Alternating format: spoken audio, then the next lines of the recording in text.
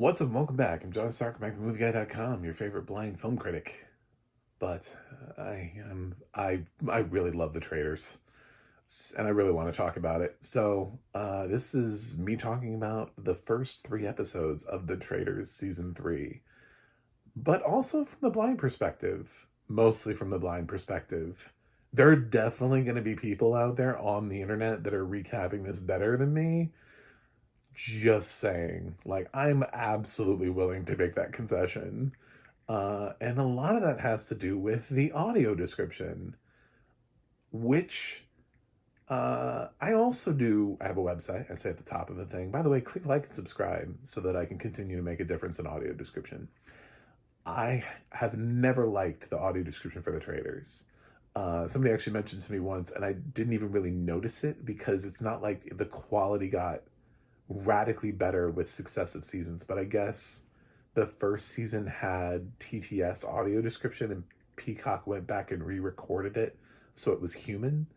But I've never liked this audio description. This is not good audio description. This audio description doesn't work. And somebody's going to come in and be like, well, it's all about time and finding beats and where are you going to say things, where are you going to put things. It's also about how you use those beats, how you use that time, and also whether or not you choose to use every beat. I think what's really interesting nowadays is that we can actually have human narrators and we have audio engineers who can do speed modification. So you could pick a narrator who speaks like me. Like if you think my videos are too long, you do know YouTube has a speed modification tool, right? Like you can listen to me faster if you would like. So we have that ability in this day and age to change it. I've heard it done a little bit. I've heard other titles that do it, and it actually isn't that bad because you get the most audio description and it's not ridiculous. They're not speeding it up to where it's like unintelligible, where you're like, you're like, I don't know what that was. It's just like, no, it's just, you can tell that somebody is not speaking the same pace throughout the whole thing. But maybe you have to do that here. I don't know. But all I know is the Traitors, 3 episodes. I hate this audio description. I hate this audio description. It is so obnoxious. Just thinking about the most recent episode that I watched, right? The third one, which is fresh in my mind. So when everybody is at breakfast and people come in through the door, there are like multiple opportunities where people come in through the door and nothing is mentioned. We have no idea who's coming in through the door. Like I'm just supposed to guess through, like, I guess I've memorized everybody's voices. I think no wonder people keep thinking I'm fucking Daredevil all the time. I have sighted people walk up to me all the time and like, so did your other senses get stronger? And it's like, yeah, I'm fucking Daredevil now. Yeah, it's amazing. I'm flipping off of buildings. You would not believe. I have, echolocation. It's amazing. I speak to dolphins, whales. It's just amazing. Great. No, I believe it or not, when you introduce me to 20 people I've never heard or met before, I don't immediately memorize all of their voices and assign them to names, especially when I'm not really given names. That's another problem. This show does not really give you names. This show does a really poor job in the first episode of introducing you to any of these people. Like, do you realize, first of all, the audacity of shitty audio description here? The audacity, because the assumption then is that, first of all, this is the Traitors. Okay, so seasons 2 and season 3 of the US version. I'm talking specifically about US. Peacock doesn't even audio describe international versions. I have tried to watch them, so I can actually say that the quality of the audio description gives me so little that if it wasn't there, I would not notice. Like if I didn't turn on the audio description, it would not matter to me. It barely gives me anything. It's like a step above zero, because I've successfully managed to stumble through and drag myself through the international versions. So, and they don't have audio description because I love the Traitors. I don't know why I love the Traitors, because I don't love reality television. There are a couple things that I watch, but they're mostly shows that have been running forever. It's really hard to get me into a new reality show. Like, I just watched, I'm not going to review it, but I did watch an episode of Beast Games. I'm not doing that. I just, I was like, this is not my thing. But I did watch a comparative show that wasn't bad, and I did make it through, but I made it through because the audio description was excellent, and that's The Goat on Amazon. It was hosted by Daniel Tosh. Excellent audio description. In both cases, they both use reality show contestants who are competing, and they're from all over the place, from very different reality shows. This one uses a couple people who are not technically reality show hosts. There's like a guy who's from like the royal family, and there's Nikki Bella, who's WWE. I guess that's a reality show. I don't know. I don't think it, I think she'd rather just be recognized as a pro wrestler. But but basically everybody else is from some reality show, but you won't know which one. So I guess we have to, when I say the audacity is expecting that everyone here is so famous, they're like on Oprah level. Do you know what I'm saying? Like, they're so famous that you don't have to explain who they are. You just hear the name Oprah, and you're just like, oh, well, fuck, you know? I mean, like, nobody's gonna, who is Oprah? You know, what do you mean? Who is rude? Sit your ass down. Like, nobody asks that. They're just like, well, it's Oprah. Which one? There's one. Even if there was more than one, no one would care who the other ones were. Like, that's what I'm saying. Like, they treat everyone here like it's Oprah. Like, they're Oprah. Like, Danielle walks in. Okay. The Danielle? Really? From where? Of course it's the Danielle. Never mind the fact that I personally know like about, 50 of them, but it's just like, oh God, they introduced so many people here. There are two Bobs, and they're really hard to distinguish from, by the way, in the audio description, because they say Bob for both of them. They do not do Bob H and Bob the drag queen. The contestants do, when they're trying to explain, when they're talking to each other, because they know how insane it is to have two Bobs on the show. But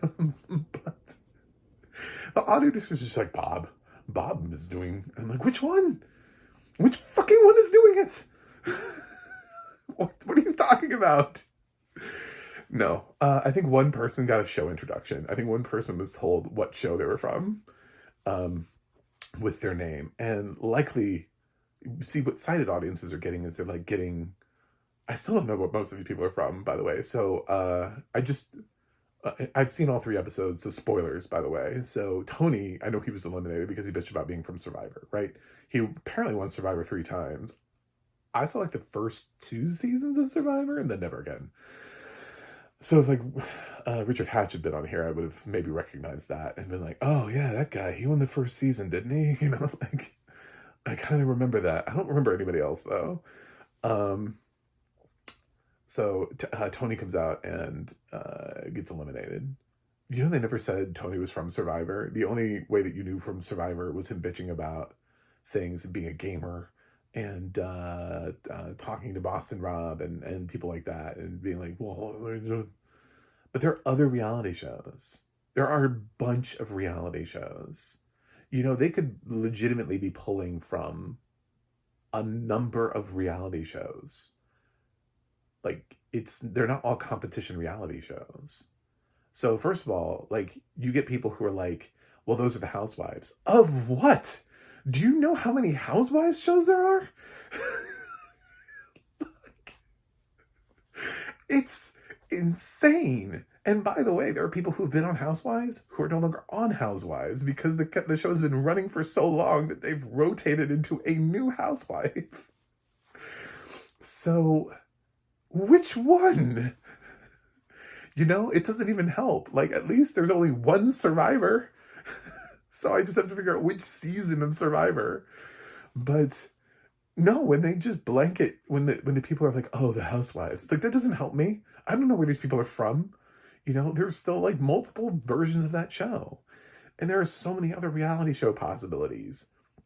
And this is going forward too. I have to bitch about it now because if we don't fix it, if you don't fire Vitek or if they don't fix it, season 4 is going to be shit again. And season 4 could have people from Top Chef, it could have people from The Apprentice. Remember that show? That was a real fucking show. It could have people from, God, any of these new shows, like The World's Toughest or whatever that is. What did they just have that was on? Where they're climbing the mountain. I watched one episode of that. They got that. They could have people from Outlast. Netflix's Outlast could be on here. All of the dating shows like Love is Blind, The Circle, what they've got, Bachelor, Bachelorette. You've got fucking Bachelor in Paradise, The Golden Bachelor, The Later Daters. Like, we have so many reality shows that when you're just like, Kevin, I'm like, okay, Kevin, from where? Like, what is Kevin from? Are you expecting me to Google this? Where is Kevin from on the Traitors? Like, we're not given the context, and it's too many reality shows to expect, and these people are not legitimately famous in like the same regard as Oprah. Do you know what I'm saying? Like, they're not so famous that you just say their name and you're like, oh, well, there can be only one. They're not Neo. This is not, they're not the chosen one, you know, which, it's Madonna. Which one? Which Madonna? It's Madonna. It's Cher. Like, these people have not reached that level to where you don't have to ask where they're from, and there can be only one. So no, yeah, it just pisses me off because we're not getting these introductions, from people. Never mind the fact that I don't know what any of these people look like, except for the one time they decided to drop some hot audio description was in the guys that were in the cages, when Boston Rob meets the other two people in episode 2 who are joining the competition, and we get like Beard and everything. I'm like, but what show is he from? Like, where are these people from? Why are they here? Like, these are all people who are here for a reason. They stopped asking regular people onto the show. They're not doing that anymore. Season 1 was a mixture of reality people and regular people. And then they decided not to have any regular people anymore. So these are people all from somewhere. Where are they from? And to them, it matters a lot because they start separating each other into little cliques of gamers and housewives and, I guess, others, like, I don't know what, Bob's definitely not a gamer, but he's also not a housewife. Bob, oh, which one? That's right. It's hard for you to tell. I meant Bob the drag queen. I think it's just, I really hate this audio description track. And I have mentioned a couple of times that I do not like the work that Vitek is producing for television series. I think there are better shows. There are better audio description tracks. And if they're tired of me dragging them, they need to produce better work. That's all I'm asking. Like, I don't have a personal vendetta against any audio description company. They're providing accessibility. But unfortunately, it's accessibility that I need. And unfortunately, somebody keeps picking them. So I have to keep bitching about it. So until a company like them or like Diffuse, the two companies I probably drag the most, get better, then I got to keep doing it. So I have to make this video because I have to talk about the Traitors from my perspective, which is, it's really hard to follow this show with audio description. It should not be this hard to follow the show with audio description. I should know who these people are. I don't know what show they're from. When people enter a room, sometimes you get it in there, but it's like so weird and random when like people are coming into a room, and then they'll have time to be like, there's a shot of Alan's dog walking up some steps, and I'm like, how do you have time for that? And if you're sitting, and there was like somebody who looked out the window and saw a guard with a mask. I was like, cool for like, I guess, theme for building a, you know what? I don't know what the castle looks like.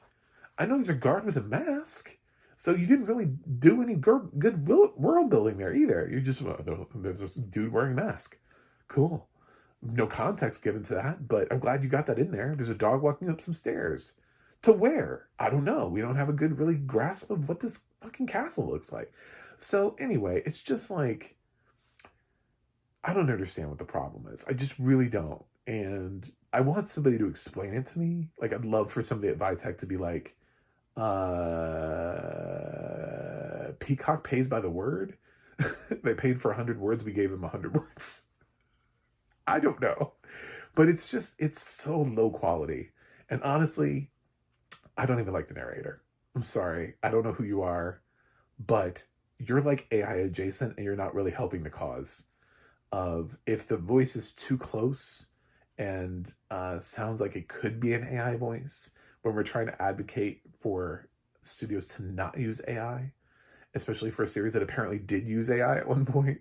I didn't notice the change. You know what I'm saying? Like, I think season 2 was Vito and season 3 is whoever this is. I in the stable of people who work for Vitech, inflection, man, it matters. I would point to the goat as being a great example of being able to do both. You know, being able to describe, get some context in there. I get people talk a lot, and we show a lot of these catty scenes where people are bitching back and forth. So one thing about the Traitors, if I was playing the Traitors, I would love to go in here and just be like, can we all dial it back? Y'all are grasping. Has anybody watched the show before? Anyone? Everybody at the beginning grasps at really dumb straws. And they're like, oh, I think it's so-and-so because they farted after after Alan left the room. Clearly they were nervous and holding it in. And then after they were chosen to be a traitor, they farted. You know, it's like, it feels like some of the most, like, I just have vibes. Your vibes are not real things. If I was playing the Traitors early on, I would legitimately just vote for people based on who I thought I could trust the least. I would vote the people off who I thought were perceived as being the most deceitful, regardless of whether they were a traitor or faithful. So these people who are riding on their villainness, you know, like Tom, like, I don't understand how he's not getting more votes. That dude broke social media.